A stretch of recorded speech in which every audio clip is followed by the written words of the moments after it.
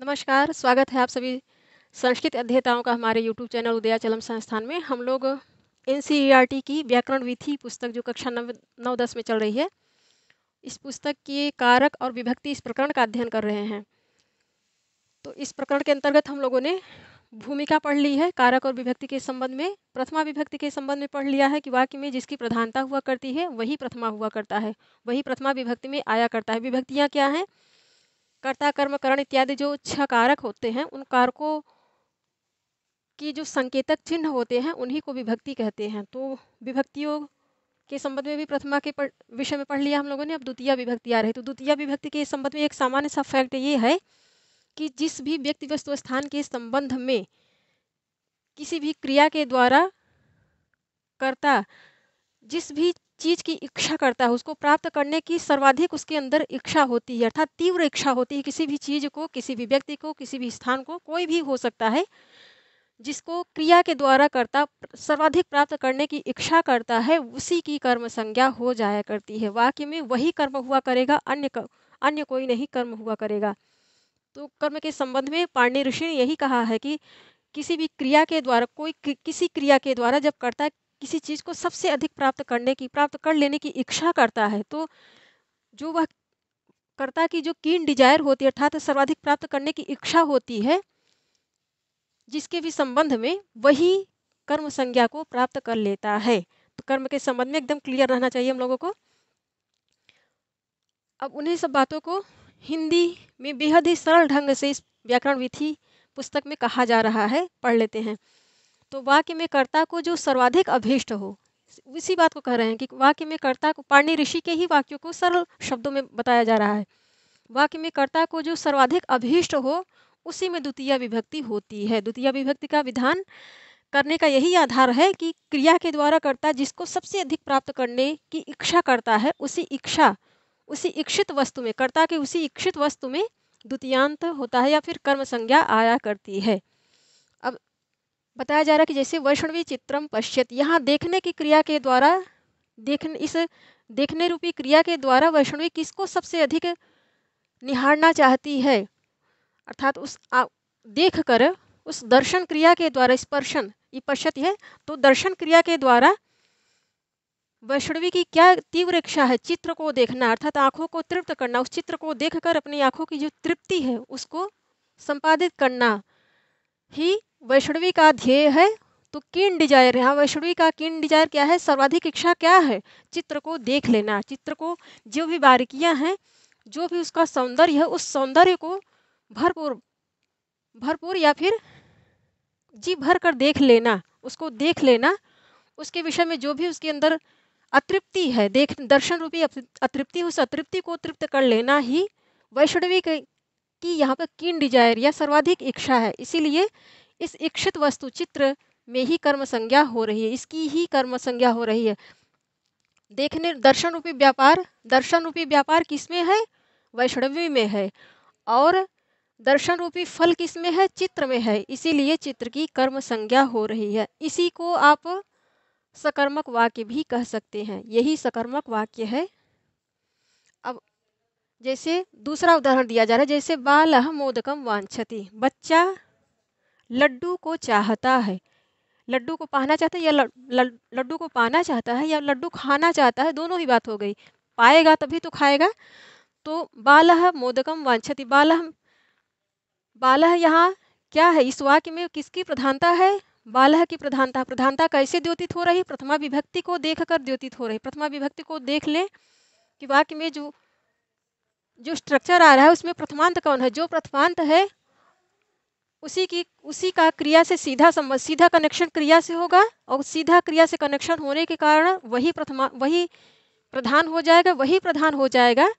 तो उसी में प्रधानता का अभिप्राय ही है कि उसमें प्रथमांत होगा या फिर उसमें प्रथमा विभक्ति का विधान किया जाएगा।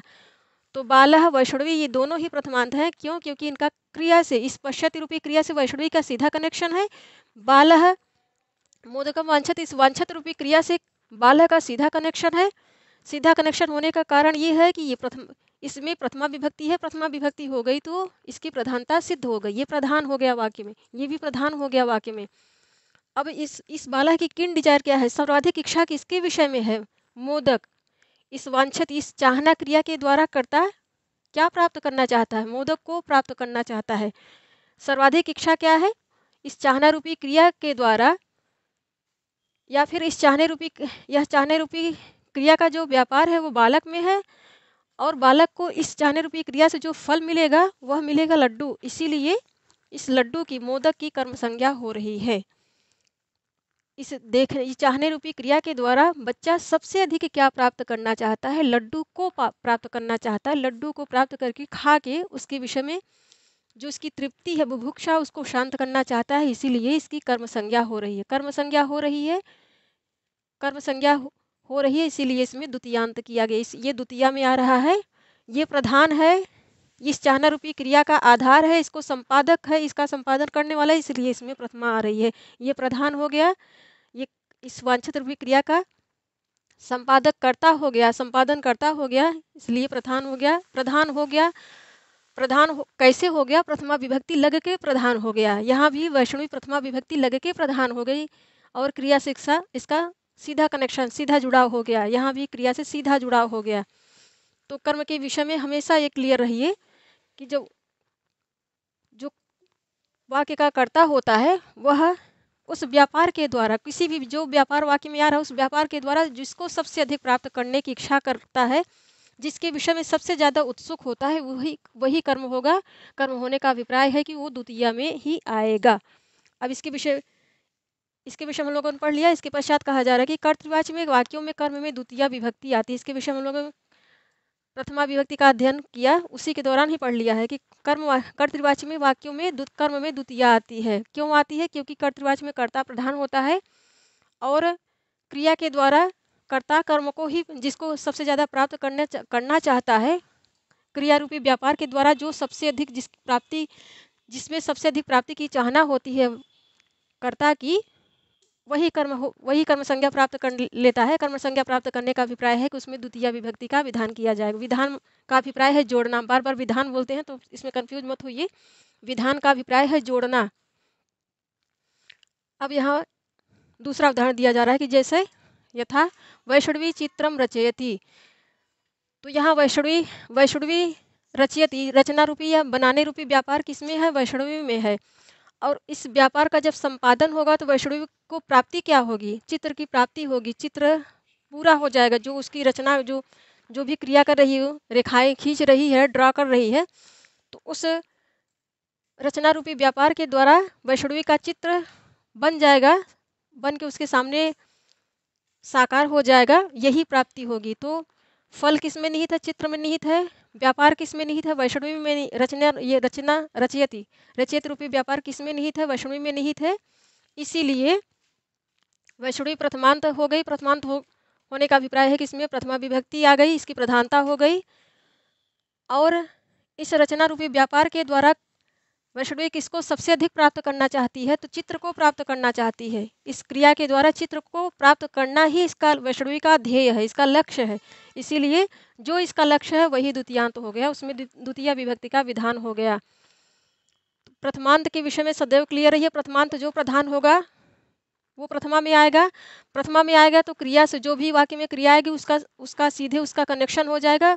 जो प्रथमांत का पुरुष होगा, जो प्रथमांत का वचन होगा, वही क्रिया का भी वचन और पुरुष होगा। प्रथमांत होने का अभिप्राय ही है कि क्रिया उसके अनुसार आएगी, और जिसको उस क्रिया के द्वारा सबसे अधिक प्राप्त करना चाहेगा वही उसका कर्म हो जाएगा। कर्म हो जाएगा तो उसमें द्वितीया आ जाएगी। तो इसके विषय में यहाँ कहा जाए कि यहाँ चित्र की रचना करना ही कर्ता का कर्म है। अतः चित्र में द्वितीय विभक्ति का विधान किया गया। द्वितीय विभक्ति के विषय में काफ़ी चर्चा हो गई। अब इसके पश्चात ये सारे शब्द आ रहे हैं।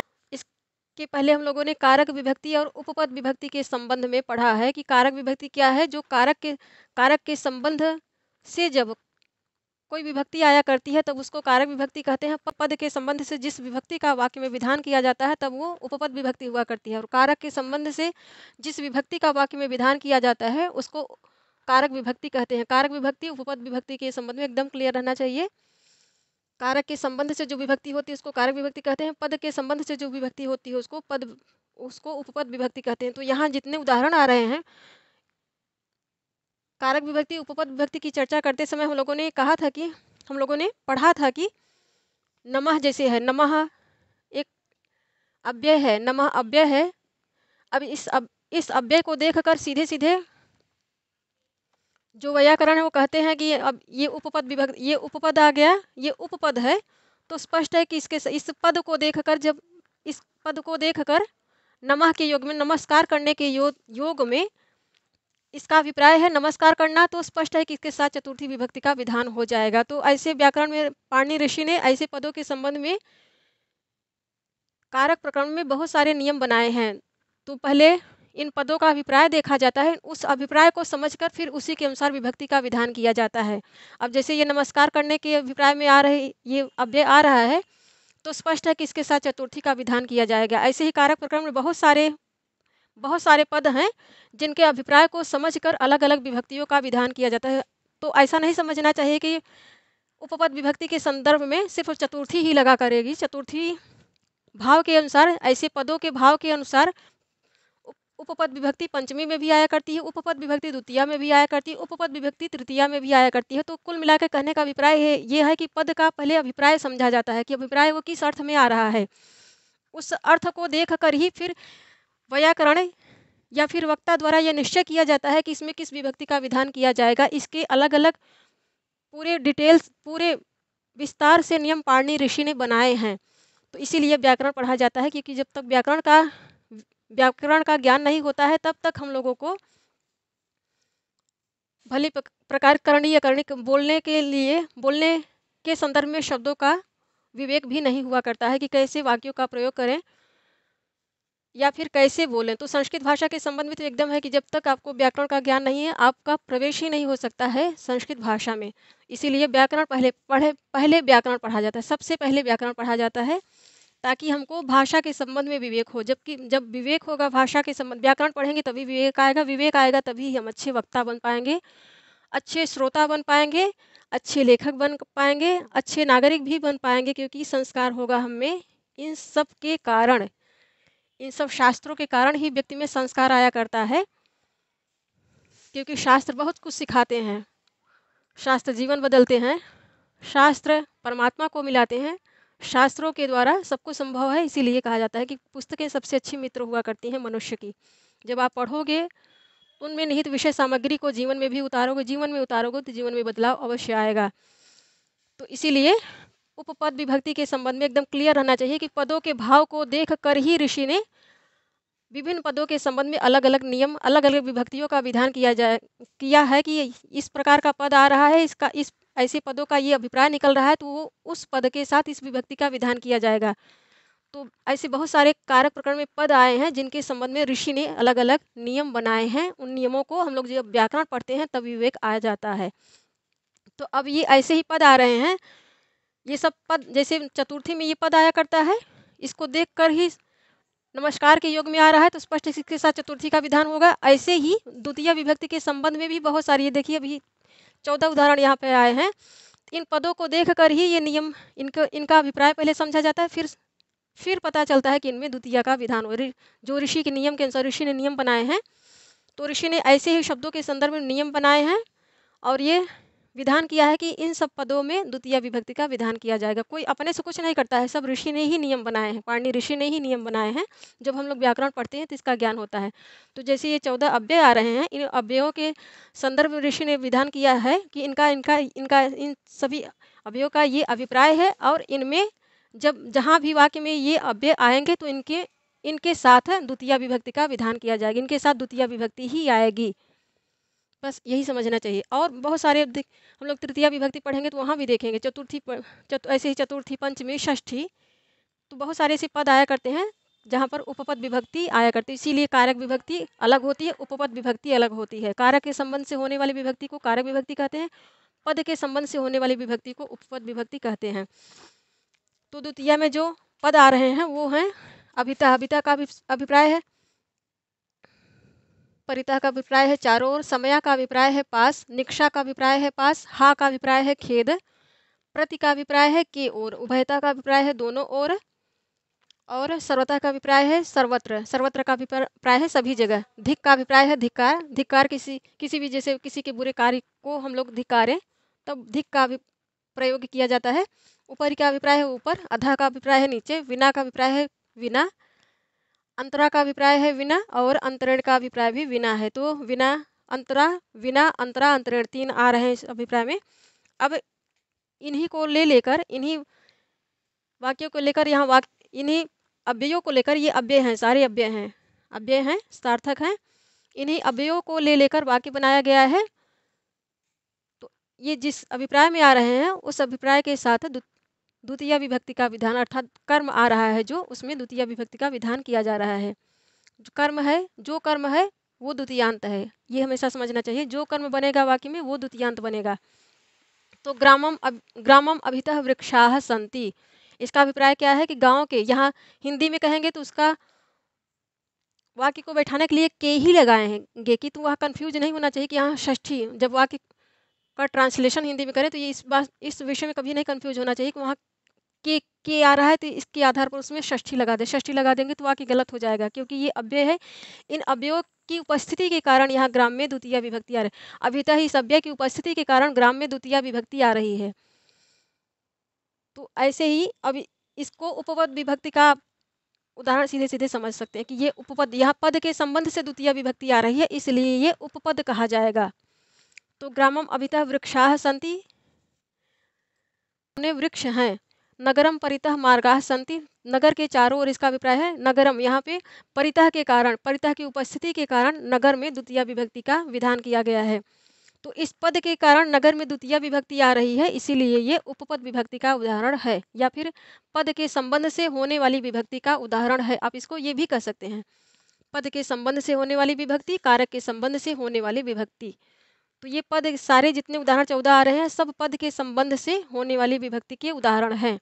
तो नगर परितः की उपस्थिति के कारण नगर में द्वितीय विभक्ति आ रही है। नगरम परितः मार्गाः सन्ति, नगर के चारों ओर, परितः चारों तरफ, नगर के चारों तरफ या चारों ओर मार्ग हैं या रास्ते हैं। विद्यालयम समया उद्यानयम अस्ति, विद्यालय के समया का अभिप्राय अर्थ में आ रहा है। तो विद्यालयम समया उद्यानम अस्ति, विद्यालय के पास उद्यान या बगीचा है। तो यहाँ समया के कारण विद्यालय में द्वितीय विभक्ति आ रही है। नदीम निकषा शीतलः शमीरः वहति, नदी के पास ठंडी हवा बहती है। तो यहाँ निकषा की उपस्थिति के कारण नदी में द्वितीय विभक्ति आ रही है। तो यहाँ पद के संबंध से विभक्ति, द्वितीय विभक्ति आने का ये उदाहरण है। हा बाल घातिनम, हा बाल, यहाँ पे हाय कहा जा रहा है, हृदय के भाव को प्रकट किया जा रहा है, तो कहा जाएगा कि हाय बाल घातिनम, अर्थात बच्चे को मारने वाले हाय। तो हा बाल घातिनम प्रकार से बद्दुआ भी दी जा रही है, जैसे बद्दुआ इत्यादि देने के लिए भी कहा जाता है कि हाय बच्चे को मारने वाले को। तो यहाँ पे बाल घातिनम में द्वितीय विभक्ति इस हा के कारण आ रही है। अहम मित्रम प्रति किमपि न कथयिष्यामि, अहम मित्रम प्रति, यहाँ प्रति की उपस्थिति के कारण मित्र में द्वितीय विभक्ति आ रही है। अहम मित्रम प्रति किमपि न कथयिष्यामि, मैं मित्र के प्रति कुछ भी नहीं कहूँगा, इसका अभिप्राय है। मार्गम उभयतः वृक्षाः सन्ति, मार्ग के दोनों तरफ, इस तरफ ही दाएं बाएं बाजू में जब कोई मार्ग हो तब कहा जाएगा कि मार्गम उभयतः वृक्षाः सन्ति, मार्ग के दोनों तरफ वृक्ष हैं या पेड़ हैं। तो यहाँ उभयतः की उपस्थिति के कारण मार्ग में द्वितीय विभक्ति आ रही है। आश्रमम सर्वतः वनानि सन्ति, आश्रम के सर्वतः का अभिप्राय है सर्वत्र, आश्रमम सर्वतः वनानि, आश्रम में सर्वत्र या आश्रम के चारों तरफ सर्वतः है। तो आश्रम के सभी तरफ कहेंगे, इसका अभिप्राय निकलेगा सभी तरफ, आश्रम के सभी तरफ जंगल है या वन है। तो यहाँ आश्रम में द्वितीय विभक्ति क्यों आ रही है? सर्वतः की उपस्थिति के कारण। धिक मूर्खम अर्थात मूर्ख को धिक्कार है, तो हम मूर्खम में द्वितीय विभक्ति धिक के कारण आ रही है। मम गृहम उपरि वायुयानम गच्छति, मेरे घर के ऊपर मेरे घर के ऊपर जहाज जा रहा है, जहाज जाता है या जा रहा है। तो यहाँ मम गृहम, गृह में द्वितीय विभक्ति ऊपर इस अव्यय की उपस्थिति के कारण आई है। भूमिम अधः जंतवः सन्ति, भूमि के नीचे जीव जंतु रहते हैं। तो भूमि में द्वितीय विभक्ति किस कारण से आई? अधः की उपस्थिति के कारण आई है। पुत्रम विना माता दुखिता भवत, पुत्र के बिना माँ दुखी होती है। तो यहाँ विना की उपस्थिति के कारण पुत्र में द्वितीय विभक्ति आ रही है। तो द्वितीय विभक्ति पुत्रम विना माता दुखिता, पुत्रम द्वितीय विभक्ति आ रही है, तो पुत्र यहाँ पर कर्म बन रहा है। ऐसे यहाँ भूमि कर्म बन रहा है, जिसमें भी द्वितीय विभक्ति, इन पदों की उपस्थिति के कारण जहाँ जहाँ भी द्वितीय विभक्ति आ रही है वो सब कर्म बन रहे हैं। परिश्रमम अंतरा सुखम नास्ति, परिश्रमम अंतरा, यहाँ अंतरा की उपस्थिति के कारण परिश्रम में द्वितीय विभक्ति आ रही है कि परिश्रम अंतरा विना, परिश्रम के बिना सुख नहीं है। अब हास्यम अंतरण जीवनम निरर्थम, तो यहाँ अंतरण की उपस्थिति के कारण हास्य में द्वितीय विभक्ति आ रही है कि हास परिहास के बिना अर्थात प्रसन्नता के बिना, हंसी के बिना जीवन निरर्थक है। तो हंसी है तो टेंशन नहीं है, और टेंशन को भगाने का तरीका है कि हंसिए। हंसने के कारण भी खोजने चाहिए, इसलिए हंसिए, हंसने से स्वास्थ्य अच्छा रहता है, टेंशन भी दूर जाती है। इसीलिए कहा जा रहा है कि हास्य मंत्रण, हास्य के बिना, हंसने के बिना, हंसी ठट्ठा के बिना जीवन निरर्थक है। तो ये पद के संबंध से सभी वाक्य पद के संबंध से, सभी वाक्यों में पद के, यहाँ जो भी कर्म बन रहे हैं पद के संबंध से, इन पदों के कारण कर्म बन रहे हैं का अभिप्राय है, उनमें द्वितीय विभक्ति आ रही है।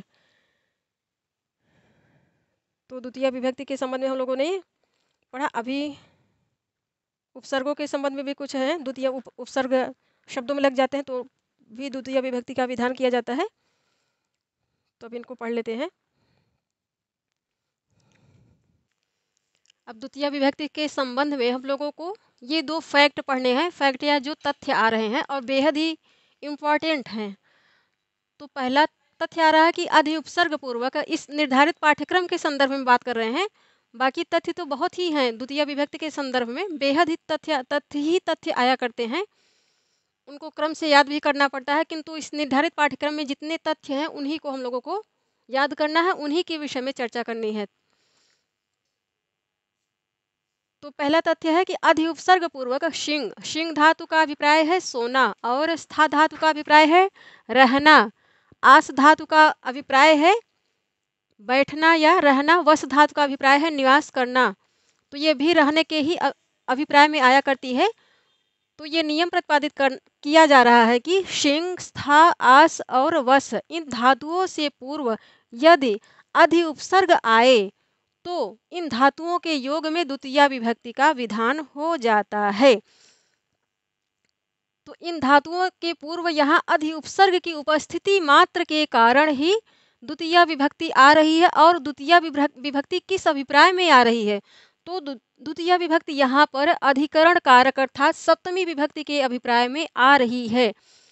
तो इस संबंध में हम लोगों को एकदम क्लियर रहना चाहिए कि जो कारकों का अधिकार क्षेत्र होता है, कारकों का अपना जो मूल अभिप्राय होता है, उस अभिप्राय के अनुसार उनका एक अधिकार क्षेत्र भी हुआ करता है। कर्म है तो इसका अभिप्राय है कि किसी भी क्रिया के द्वारा कर्ता जिस वस्तु के विषय में अत्यधिक चाहना रखेगा, अत्यधिक चाह रखेगा, उसी की कर्म संज्ञा होगी। करण के संबंध में ये नियम है कि किसी भी क्रिया या व्यापार को संपादित करने में जो वस्तु सबसे अधिक कर्ता की सहायक हुआ करती है उसकी करण संज्ञा होगी। तो इस संज्ञा के आधार पर, इस अभिप्राय के आधार पर कारकों का जो 6 कारक हैं उनका अधिकार क्षेत्र भी हुआ करता है। तो ये कोई ऐसा नियम नहीं है कि हर कारक अपने अपने अधिकार क्षेत्र में ही सीमित रहेगा, अन्य कारकों के अधिकार का अतिक्रमण नहीं करेगा, ऐसा नहीं है। भाव और प्रयोग के अनुसार या आवश्यकता के अनुसार विभिन्न कारक एक दूसरे के अधिकार क्षेत्र का अतिक्रमण भी करते हैं। इसका उदाहरण यहाँ ये आ रहा है कि अधि उपसर्ग पूर्वक यदि शिंग, स्था, आस और वस धातु आए तो तो ऐसी धातु, ऐसी उपसर्ग सहित धातु के साथ या फिर अधि उपसर्ग पूर्वक इन धातुओं के साथ इनके योग में द्वितीय विभक्ति आएगी। तो यहाँ द्वितीय विभक्ति अधिकरण या फिर सप्तमी विभक्ति के अधिकार क्षेत्र का अतिक्रमण करके आ रही है, अर्थात सप्तमी को बाध करके, रोक करके तब द्वितीय विभक्ति आ रही है। तो ये नियम किसमें आ रहा है? अधिकरण, अधिकरण के अर्थ में, अधिकरण के अर्थ में द्वितीय का विधान यहाँ पर किया जा रहा है।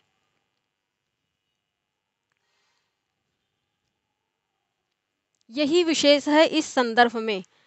इसको ऐसे कोड करके लिखें, ये बेहद ही इंपॉर्टेंट है, परीक्षा में पूछा जाता है।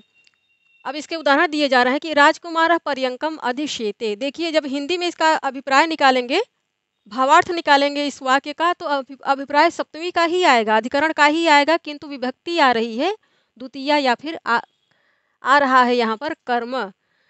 तो राजकुमार पर्यंक, या पर्यंक माने पलंग होता है, तो राजकुमार पलंग पर सोता है। तो में और पर ये दोनों चिन्ह किसके होते हैं? अधिकरण कारक के होते हैं, अर्थात सप्तमी विभक्ति के ये दोनों चिन्ह हुआ करते हैं। तो अभिप्राय वही, अभिप्राय सप्तमी का ही यहाँ आ रहा है। इन वाक्यों के भावार्थ में अभिप्राय या फिर भावार्थ सप्तमी का ही आ रहा है, किंतु विधान द्वितीय का हो रहा है। यही विशेष है इस संदर्भ में। विष्णु वैकुंठम अधितिष्ठति, यहाँ अधि उपसर्ग मात्र की उपस्थिति के कारण, स्था धातु में अधि उपसर्ग मात्र की उपस्थिति के कारण वैकुंठम में द्वितीय विभक्ति हो गई। जबकि इस अधि को अभी हटा दीजिए, तुरंत हटा दीजिए, अधि को हटा दें तो तुरंत यहाँ वैकुंठ में द्वितीय के स्थान पर सप्तमी आ जाएगी, क्योंकि सप्तमी को आने का तब अवकाश मिल जाएगा। पाणिनि ऋषि का नियम द्वितीय के संबंध में जो सप्तमी के अधिकार को अतिक्रमण करके यहाँ लाया जा रहा है वो हट जाएगा, और सीधे सीधे यहाँ उस नियम के अनुसार सप्तमी आ जाएगी। आधार का अभिप्राय आने लगेगा सीधे सीधे वाक्य में, तो सप्तमी आ जाएगी। ऐसे यहाँ भी है, यदि अधि को हटा देंगे तो सीधे सीधे द्वितीय का जो विशेष अभिप्राय आ रहा है इस अधि उपसर्ग मात्र के कारण वो हट जाएगा, और यहाँ पर्यंक में सप्तमी हो, द्वितीय के स्थान पर सप्तमी आ जाएगी। अब तीसरा वाक्य है प्राचार्य उच्चासनम अध्यास्ते, प्राचार्य ऊंचे आसन पर बैठते हैं। तो यहाँ भी अधि उपसर्ग, आस धातु के पूर्व अधि उपसर्ग की उपस्थिति के कारण उच्चासनम में द्वितीय विभक्ति हो गई, जबकि आना चाहिए था सप्तमी को। तो इस नियम के कारण यहाँ सप्तमी को बाध करके द्वितीय ने स्थान ग्रहण कर लिया। यदि अधि उपसर्ग हटा देंगे तो यहाँ भी सप्तमी ही आ जाएगी, आसनम में, उच्चासनम में सप्तमी आ जाएगी। मुनि वनम अधिवसति, मुनि वन में निवास करते हैं। वसति, वस का अभिप्राय है निवास करते हैं या रहते हैं या बसते हैं, ये भी कह सकते हैं आप। तो मुनि वन में निवास करते हैं, अभिप्राय यहाँ सप्तमी का ही आ रहा है, किंतु इस नियम विशेष के कारण द्वितीय विभक्ति का विधान किया जा रहा है सप्तमी को बाध करके या फिर उसको रोक करके। अभी अधि उपसर्ग हटा दीजिए, तुरंत वनम में वसति के योग में सप्तमी आ जाएगी। तो कारक सदैव, जितने भी कारक होते हैं, कारक क्रिया में ही होते हैं, उस क्रिया के भाव के अनुसार फिर कारकों की यहाँ उपस्थिति, वाक्य में उपस्थिति हुआ करती है।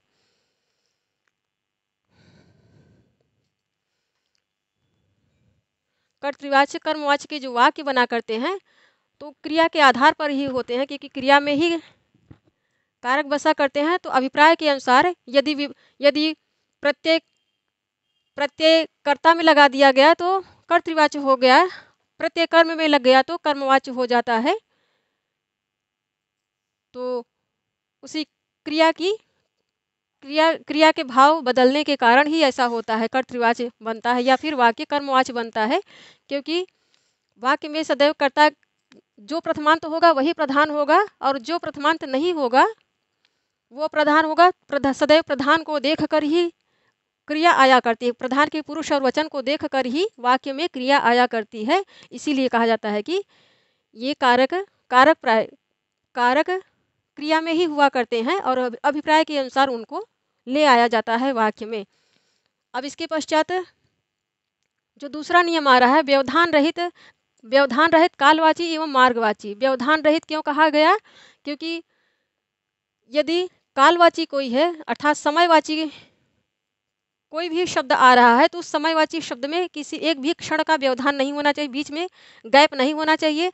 और यदि कोई शब्द मार्गवाची आ रहा है तो उस मार्गवाची में एक भी कण की दूरी नहीं होनी चाहिए, विराम नहीं होना चाहिए। यदि विराम हुआ तब वहाँ पे द्वितीय विभक्ति नहीं आएगी। ऐसे मार्गवाची शब्दों में तब द्वितीय विभक्ति नहीं आएगी। और ऐसे कालवाची व्यवधान व्यवधान वाले कालवाची शब्दों में द्वितीय विभक्ति नहीं आएगी। तो यहाँ कालवाची मार्गवाची शब्दों में कालवाची मार्गवाची शब्दों में द्वितीय का विधान किया जा रहा है। कब? जब इनके बीच में, इन दोनों के बीच में कोई व्यवधान नहीं होगा, न समय का व्यवधान होगा न दूरी का व्यवधान होगा। यदि कालवाची है तो उसमें समय का एक क्षण भी व्यवधान नहीं होना चाहिए।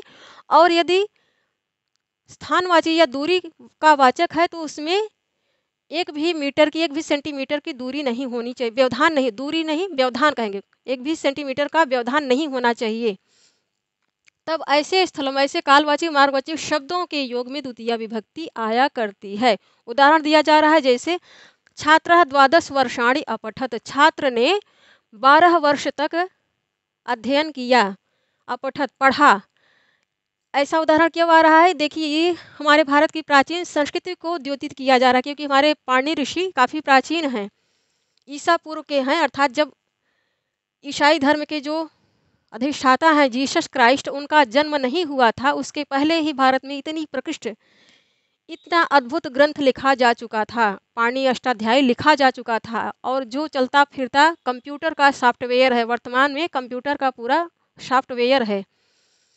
तो पहले ये प्राचीन भारत में ये नियम हुआ करता था कि कोई भी व्यक्ति जब तक 12 वर्ष तक अध्ययन करके और उस अध्ययन की समाप्ति के पश्चात जो बोर्ड गठित होता था, विद्वानों का एक बोर्ड गठित होता था, उन विद्वानों के बोर्ड के सामने उस व्यक्ति को बैठना होता था जो 12 वर्ष तक अध्ययन कर चुका होता है।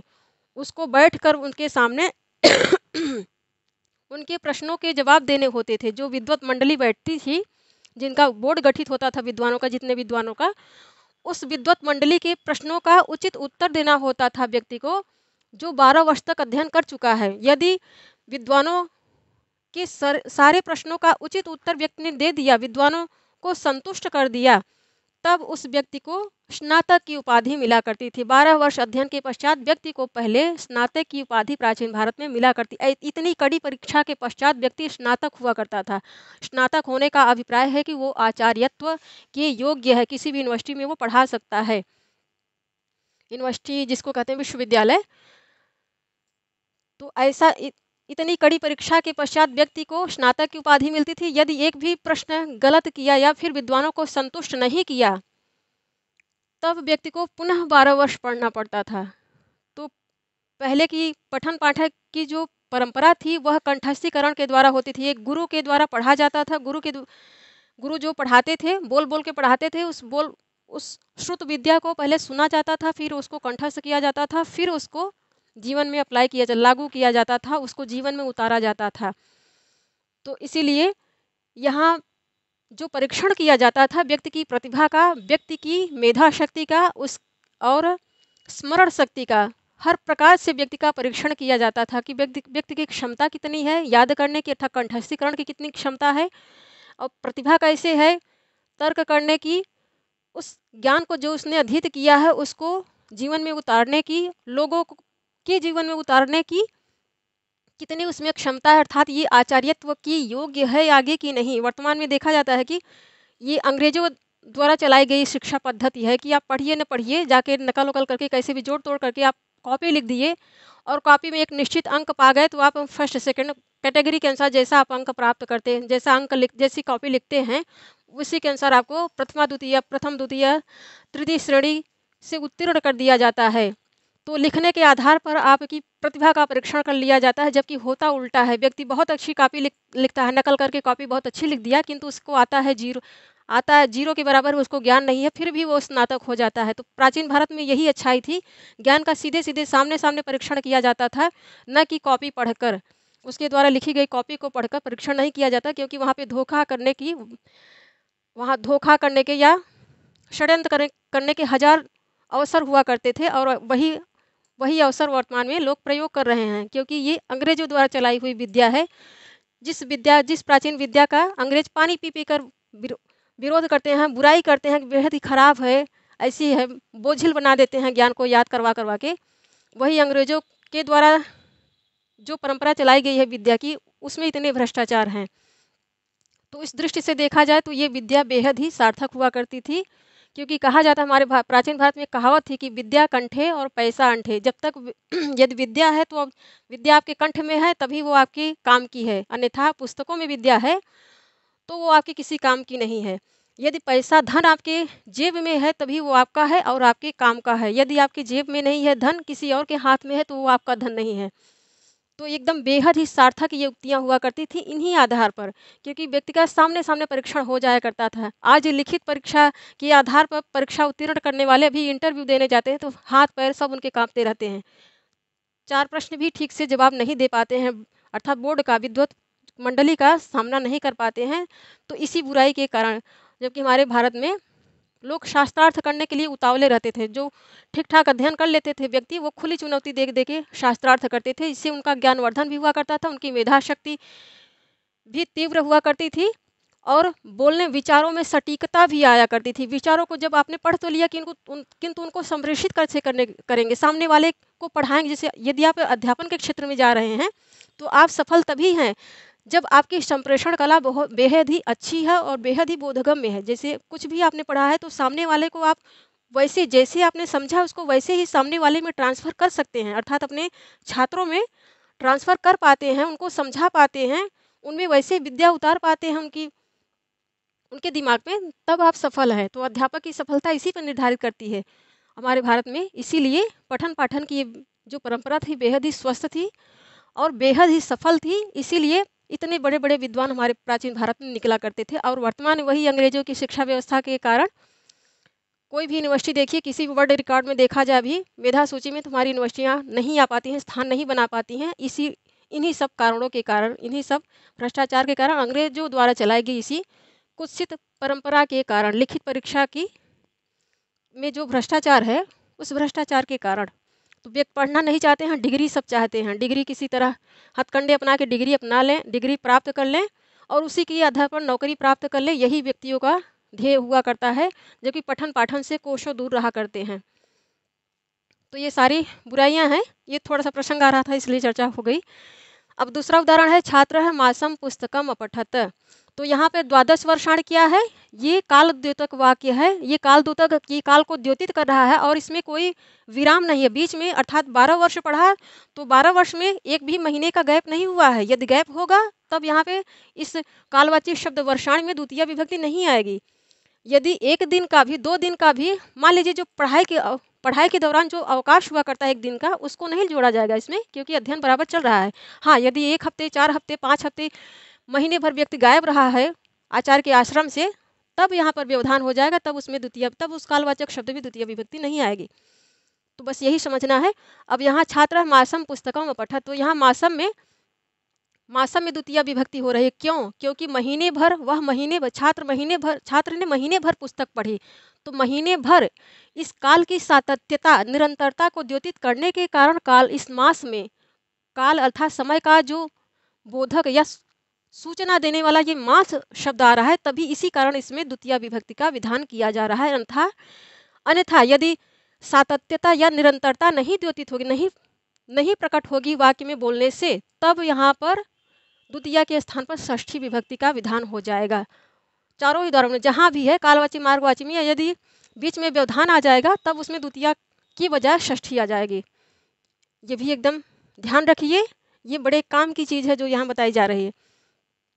जैसे मथुरा नगरम इतः क्रोशम वर्तते। मथुरा नगर यहाँ से, इतः का अभिप्राय है यहाँ से, इस स्थान से कोश भर दूरी पर है। तो यहाँ क्रोशम जो आ रहा है, कोश भर, ये क्या द्योतित कर रहा है? ये स्थान को द्योतित कर रहा है, स्थान का द्योतन कर रहा है। इससे स्थान की दूरी का पता चल रहा है।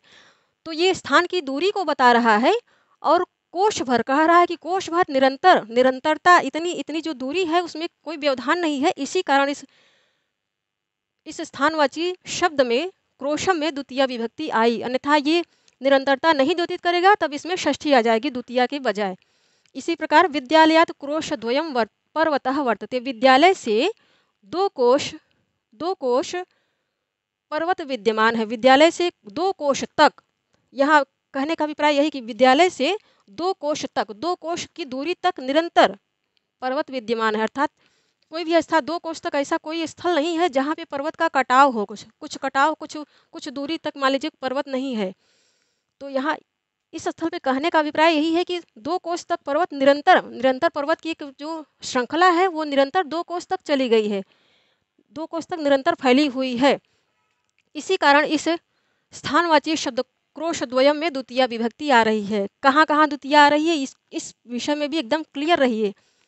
यहाँ जो स्थानवाचक है ये स्थानवाचक है, ये भी स्थानवाचक है, इसलिए इनमें द्वितीय आ रही है। कोई व्यवधान बीच में नहीं है, इसी कारण द्वितीय आ रही है। यहाँ मासम ये कालवाची है, ये द्वादश वर्षाण कालवाची है, इनमें कोई व्यवधान नहीं आ रहा है, इसी कारण इनमें द्वितीय विभक्ति का विधान किया जा रहा है। तो ये हम लोगों ने 2 नियम पढ़ लिए हैं। द्वितीय विभक्ति के संबंध में अभी और भी नियम आ रहे हैं, सबको एक फाइल में पढ़ाएंगे तो काफ़ी फाइल लंबी हो जाएगी। अब बाकी जो द्वितीय विभक्ति के नियम आ रहे हैं में डिटेल से पढ़ाएंगे तो आप लोगों को बेहद ही फ़ायदा होगा। चाहे आप केंद्रीय विद्यालय संगठन या फिर दिल्ली अधीनस्थ सेवा चयन बोर्ड की परीक्षा में बैठने जा रहे हैं, या फिर आप बोर्ड के सीबीएसई बोर्ड के स्टूडेंट हैं, तो भी आपके लिए बेहद ही ये यूजफुल है जो प्रकरण यहाँ पे चल रहा है। तो बाकी की चीज़ें जो द्वितीय विभक्ति से रिलेटेड है उनको दूसरी फाइल में पढ़ लेते हैं। तो बने रहिए हमारे साथ। धन्यवाद आप सभी का।